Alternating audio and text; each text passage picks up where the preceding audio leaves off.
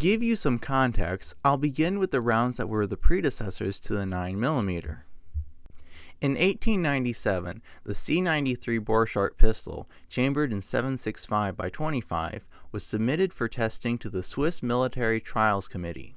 The Swiss military stated that the Borchardt was too heavy and unwieldy to serve as a military sidearm. Because of this, the company DWM, Deutsche Waffen- und Munitionsfabriken, asked Georg Luger to improve the Borchardt pistol.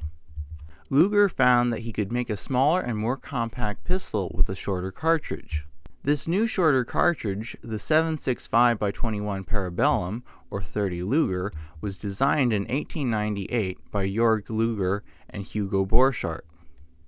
The name Parabellum comes from the Latin phrase si vis pacem parabellum.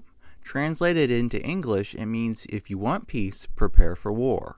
An experimental pistol was made, chambered in this new 7.65 Parabellum round, and then submitted to the Swiss Commission in 1898. The pistol was then further improved and became simply known as the Luger. The Swiss Armed Forces and Brazilian Armed Forces then adopted the model 1900 Luger handgun in the year 1900. However, there were some doubts about the effectiveness of both the 7.65 Borchardt and the newer 7.65 Parabellum. In American testing of the 7.65 Borchardt automatic carbine, they mentioned that they questioned the stopping power of such a small and light bullet. The ballistics of this weapon, more specifically accuracy and penetration, were undoubtedly better than the revolvers available. The effectiveness of the light 7.65 round from a carbine barrel was limited to inside of 500 yards though. It would be obviously difficult to shoot a pistol caliber carbine out to such long range. In my opinion, this 500-yard max effective range limitation is not in any way a significant disadvantage, since the majority of infantry battles have been historically fought at short ranges. The British had fought colonial wars against determined or drugged opponents, and because of this, they immediately assumed such a small bullet would be ineffective at stopping an adversary. The British preferred the larger 455 Webley revolver for this reason, even though it was clearly outgunned in both volume of fire and capacity by the Luger pistol. In 1901, the British were comparing the jacketed 30 Luger bullet to the larger and much more damaging 455 Webley. The conclusion was that if you could not make a vital hit, the only way you could reliably stop a determined charging attacker was with a wound that breaks the leg or thigh. If a bullet passed only through unimportant flesh, unless it was an extremely damaging expanding bullet, it would not stop a determined attacker. I just want to take a minute to mention that this statement should have dispelled some of the stopping power myths that persist to this very day. Also, we know today that people and animals may not be immediately stopped by lethal damage to the vitals. Evidently, though, the stopping power idea was still going strong. The British specifically wanted a round that was larger than 40 caliber, heavier than 200 grains, and faster than 1200 feet per second. It's unclear to me where these specific requirements came from. It's entirely possible that the requirements were somewhat arbitrarily created to exclude rounds that were seen as lacking stopping power. The problem with such a demand is that you could not convert the existing Lugers to such a large caliber. The company Vickers, Sons, and Maxim had experimented with Lugers and found that the largest bullet that could be used was 9mm. Georg Luger could tell that there was a desire for a handgun cartridge with a larger diameter bullet, which is why he designed the 9x19 Parabellum in 1901. This new 9mm Parabellum was introduced in 1902. The Luger P08 chambered in it was adopted by the German Navy in 1904. Though Germany was happy with the 9mm, it took a long time for some of the other nations, like America, to warm up to it. The demand for more perceived stopping power and the physical limitations of the existing Luger handguns that were chambered in 30 Luger led Georg to take a 9mm bullet and put it into the modified 30 Luger case. The case was then tapered and blown out to accept the larger 9mm bullet. This new 9mm round was also sometimes referred to as the 9mm Luger after its creator. The US wasn't about to start using this new 9mm bullet though. Due to experience fighting against fierce Moro warriors in the Philippines, the general American consensus was that certain calibers, like .38 Long Colt, were totally inadequate for a military weapon because they failed to immediately incapacitate a charging enemy. The fact that .30-40 Krag rifles and .45 caliber revolvers also failed to immediately stop charging Moros is often left out of this story. The American military still had a desire to find a handgun with more stopping power, and this led to the 1904 Thompson-Lagarde tests. I talk in more depth about these tests in my 45 ACP video, but the general idea was, if you shoot live cattle and human cadavers with different handgun rounds, you can find out which handgun round has the best stopping power. These tests were flawed from the start due to the unscientific and inconsistent way which they were carried out. Instead of looking at the evidence and realizing that stopping power, as they define it, doesn't really exist, they arbitrarily decided that the minimum caliber suitable for a military handgun should be .45. It is because of this arbitrary requirement that the US would go on to choose the .45 ACP and the 1911 pistol. As a side note, before World War I, Bulgaria and Holland started using 9mm. World War I started on the 28th of June in 1914. Near the end of the summer of 1914, it quickly became trench warfare. Artillery and machine guns meant you couldn't fight on an open field, so soldiers dug trenches for protection. However, it wasn't until the last year of the war, 1918, that soldiers on both sides would get weapons more suitable for trench warfare. American soldiers would begin using shotguns on April 20th, 1918, during the first significant battle at Seicheprey, France. The Germans took a different path when they developed and issued a 9mm submachine gun. The MP-18 submachine gun was the primary weapon wielded by the specialized German trench fighters, or Sturmtruppen. Prior to the introduction of the submachine gun, 9mm did not play that large of a role in warfare, as handguns were hardly the deciding factor of who won the battle. This would change though, as the large magazine, compact size, and automatic fire of the MP-18 made it excellent for trench warfare. Even though Germany would lose World War I, the submachine gun's use in warfare was just beginning. Between World War I and World War II, many countries started using 9mm weapons. For example, Belgium, Czechoslovakia, Finland, Poland, Sweden, and Switzerland. Flash forward to just before World War I, and 9mm was going to play a significant role. In 1939, the British asked Smith & Wesson to design a light military rifle chambered in 9mm. This model 1914 Smith & Wesson rifle was wholly unsuitable for military service due to the fact that the high-pressure British 9mm rounds would break the receivers. Due to this, Britain did not have a standard-issue submachine gun before World War II began. Germany was using MP-38s and MP-40 submachine guns from the beginning of the war. After the British and French suffered a humiliating loss and hasty retreat at Dunkirk, the British needed to replace all the weapons and equipment they had left behind. It became immediately clear to the British that they needed submachine guns mass-produced as fast and as cheap as possible if they wanted to win the war. It was because of this need that the 9mm Sten submachine gun was created. This quickly produced Sten gun played a vital role in World War II. It allowed the British to equip many soldiers with significant firepower.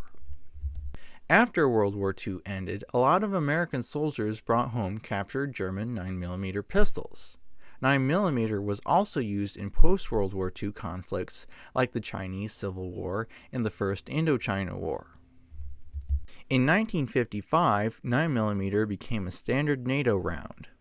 By 1977, the Air Force was in need of new handguns. They had not been using the standard M1911A1 for many years at this point.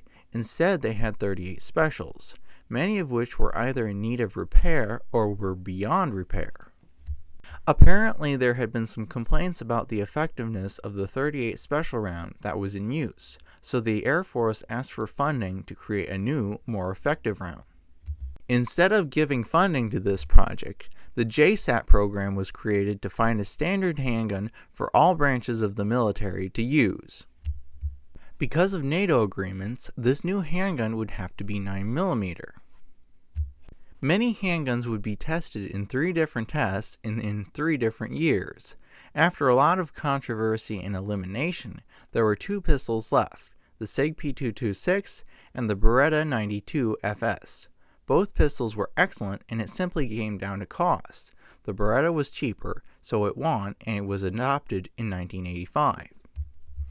Just 1 year later, in 1986, drug-related violence was causing the homicide rate to skyrocket. The spread of cocaine had caused many turf wars between gangs.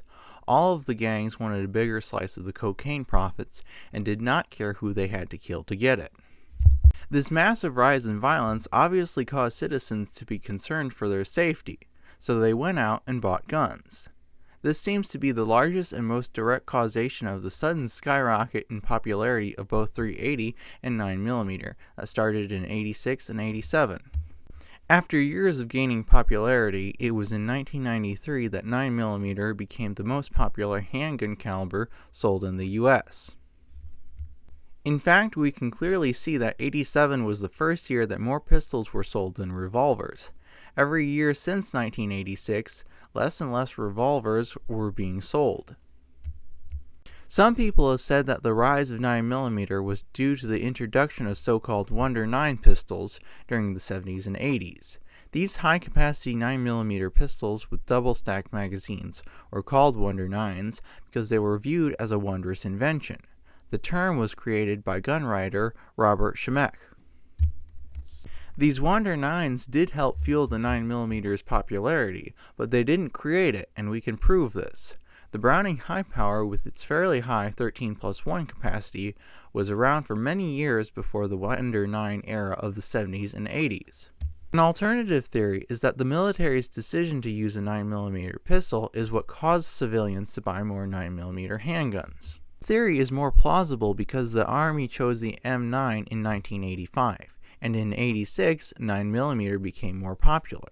Since '86 saw a sharp rise in both 9mm and .380, it's likely that the Army's decision was not the primary reason that these guns were being bought.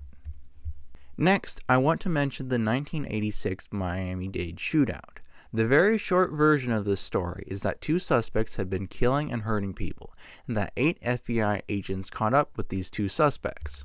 A protracted gunfight ensued. 2 agents were killed, 5 agents were wounded, and the threat was ended when both suspects were killed.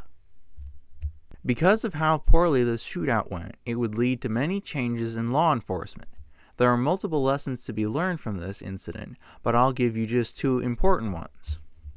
First of all, John Hanlon, one of the agents who was actually there, said it would have ended much more favorably if he had an M16 with 30-round magazines. He said he would have been able to stop one of the assailants, Platt, from killing or wounding all the other FBI agents. Hanlon was only armed with a revolver when he was fighting Platt, who was armed with a Mini-14, so a rifle would have been a significant increase in both firepower and practical accuracy. Second of all, an FBI agent's 9mm 115-grain Winchester Silvertip bullet struck the assailant Platt in the chest but failed to penetrate deep enough to reach the heart and therefore failed to quickly kill Platt. This bullet failure would cause the FBI to look differently at handguns and ammunition. Miami-Dade had caused many law enforcement agencies to consider switching to semi-autos. The limited capacity and slow reload of revolvers was obviously noticeable to the FBI agents on that fateful day. Miami-Dade had caused many people to lose faith in the 9mm cartridge and caused a significant 9mm versus 45 ACP debate. This resulted in the FBI creating a wound ballistics workshop in 1987. The conclusions from this workshop was that there was only one 9mm hollow point, a Winchester subsonic, that penetrated deep enough to be effective. It was determined that the 9mm subsonic was as effective as .45. Though the .45 had a significantly larger bullet, this did not result in a significant advantage over 9mm. Due to this information, the FBI did not immediately replace its 9mm handguns. Instead, they chose to switch to the subsonic ammo. What I find particularly interesting is that because of Miami-Dade, one of the FBI agents who was there switched to a 9mm semi-auto, and another switched to a .45 semi-auto. Hansen also switched to a Glock of an unknown caliber.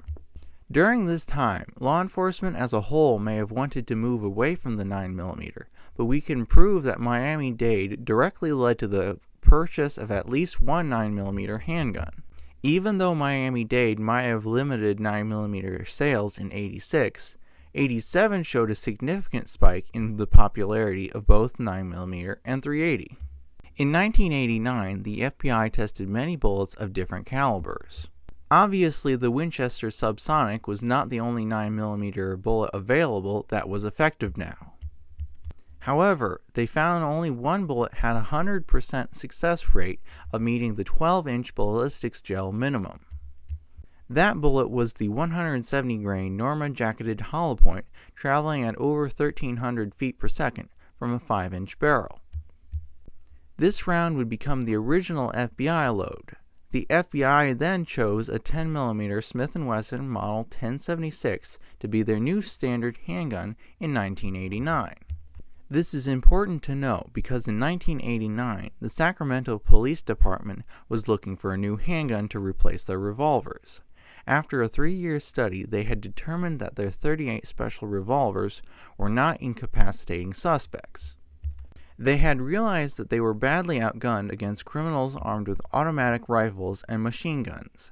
They wanted a handgun that would be easy to train officers on and that would be more effective against multiple armed assailants. They concluded that a 9mm Sig Sauer pistol would be the best tool for the job. Clearly, not all law enforcement agencies were on the same page if Sacramento chooses 9mm the very same year that the FBI chooses 10mm. I think that there is a very simple explanation for this. I believe that the Sacramento officers were issued the Sig P226. Since this handgun was chambered in 9mm, it had a fairly high capacity of 15+1. The low recoil meant it was easier to shoot accurately and easier to train recruits with no firearm experience. Contrast this with the Smith & Wesson Model 1076, which had a fairly low capacity of 9+1. The original 10mm load was good at reliable penetration. However, the FBI found out almost immediately that this high-pressure round was too much for the pistols that they had. This round also created excessive recoil. Out of necessity, the firearms training unit of the FBI created a new lighter load. This one would use a 180 grain Sierra jacketed hollow point, traveling at just under 1,000 feet per second. However, this lighter 10mm load had some reliability problems in the standard 10mm handguns. This caused the FBI to tell Smith & Wesson to design a new 10mm handgun to reliably use the light loads. The intent was to base this new handgun off the pre-existing large-frame .45 ACP Model 4506. Smith & Wesson was working with Winchester on this project when they realized that since the light 10mm load used less gunpowder, you could shorten the case to fit into a medium-frame 9mm handgun. This new .40 Smith & Wesson round would have the same velocity and bullet weight as the light 10mm load. In January 17, 1990, the .40 Smith & Wesson was introduced along with the Smith & Wesson Model 4006. When Glock found out about the development of the .40 Smith & Wesson, they rushed to create their own handgun chambered in it, the Glock 22. It was because of this that the Glock 22 was actually released before the competing Smith & Wesson. After testing different handguns, the FBI chose the Glock 22 in 1997. This is a chart that I made with the data taken from ATF's AFMR reports. The chart shows the amount of pistols that are manufactured each year by caliber. Unfortunately, all of the calibers larger than 9mm are lumped into a single category. This chart is important because it gives context to more recent events. Starting in 2009, 9mm became more popular than the combination of all the larger calibers. Every year since 2009, 9mm saw a gradual increase in popularity. In 2015, the FBI switched to a 9mm Gen 5 Glock. This did not result in a particularly large increase in 9mm made in 2015, though. We do see a massive increase in 9mm popularity during 2020 and 2021. This increase of 9mm popularity during 2020 was a response to skyrocketing crime. To give you some context, 2020 was the largest single-year increase in murder we have seen since 1905. Some states saw a much larger increase in murder than others. We have a study of Californians who bought guns in 2020. Lawlessness, prisoner releases, and government going too far were the reasons given as to why they bought their guns that year. Obviously, these were just some of the things that contributed to the sudden skyrocket of 9mm, just like cocaine did in 1968. By the way, there is some data that shows crime decreasing slightly in 2021. This was obviously not comforting enough because people bought even more guns during this year.